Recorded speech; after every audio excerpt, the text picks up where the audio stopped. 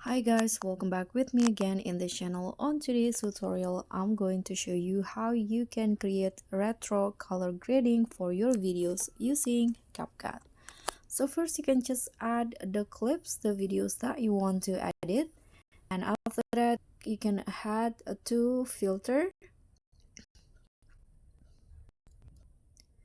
Here you can find the retro category and then select this film filter. You can adjust it how you like it. I'm going to go with 70.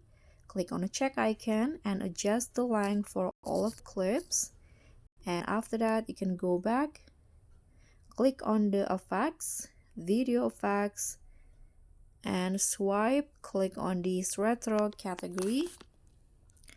Then in here you can just scroll down and add the link to a video effect, this one. So you can adjust it how you like it. Click on adjust. Here I'm going to adjust the intensity to 100 and the speed I'm going to go with 18, and the range 50. The blur I'm going to lower it to around only 30, and noise also 30, and the filter I'm going to go with 40. You can just go back, click on a check icon. Don't forget to also adjust the length for all the clips, and that's it. So this is the retro color grading.